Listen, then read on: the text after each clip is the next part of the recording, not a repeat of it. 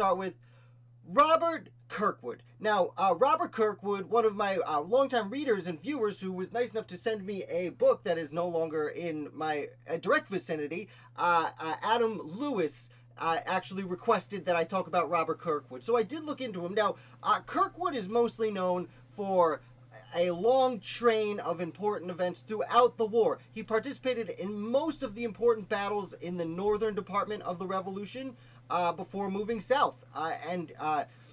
Notably during his service, and most of what I read about him was serving in the war.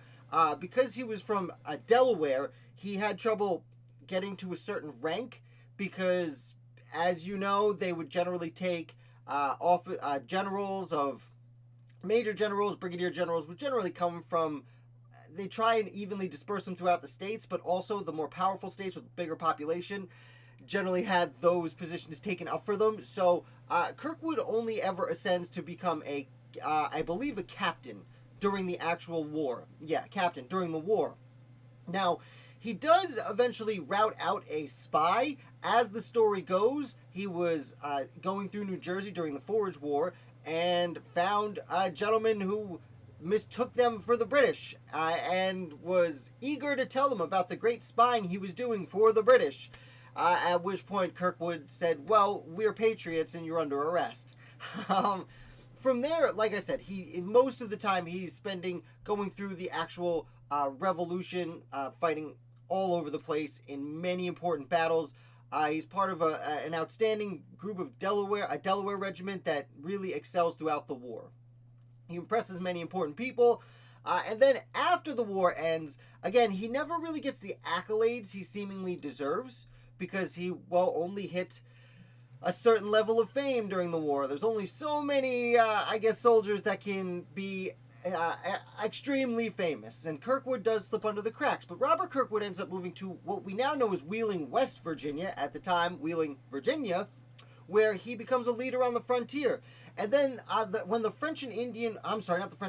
the Northwest Indian War, as that starts heating up, though it was always kind of there in the background, Kirkwood turns his house into a fort, for lack of a better term, and on more than one occasion the Native Americans attack the town, and the community jumps into Kirkwood's house to use as a fort to defend themselves, which they successfully do. But as the Northwest Indian War really accelerates, they need help. And of course, Robert Kirkwood is eager to join. He's a soldier through and through. He does join the war, but he's actually sent to back east for a little bit to talk to, after the Washington administration comes into play, he goes back to talk to Secretary of War Henry Knox.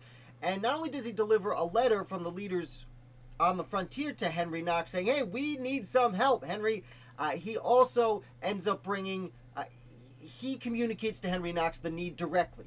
And I actually read a letter from Knox that was from Knox to, I believe it was Thomas Jefferson, the Secretary of State at the time, saying, I spoke to Robert Kirkwood. He makes a very convincing argument. We need to send supplies out west. And they do. Kirkwood successfully secures these supplies, and they are sent out west. And then he goes to serve under the leader out west, who is Arthur St. Clair. And unfortunately for Arthur St. Clair, though he is a revolutionary through and through, he's appointed with running the Northwest Indian War, and he does not do a great job. And there is a catastrophic battle that has become known as St. Clair's defeat. Now, this defeat is what eventually gets... the name is eluding me. Anthony Wayne, because of the St. Clair's defeat, is sent over to take over the war on St. Clair's behalf and puts together the First United States Army under the name the Legion of the United States. And ever since, there was a one little break in there just before Adams came in, but essentially ever since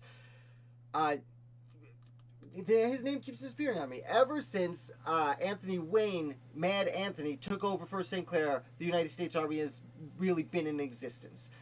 Now, sadly, Robert Kirkwood was fighting under St. Clair at the time.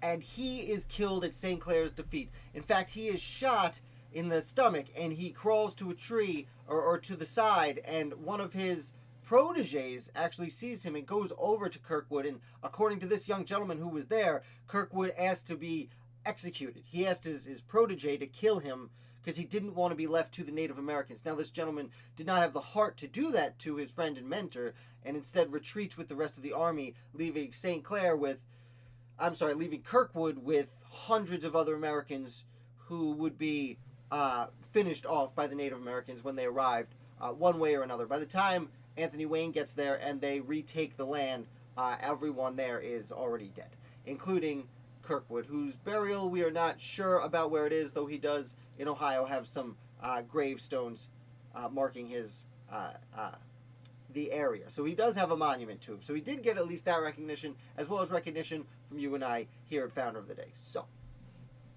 that is Robert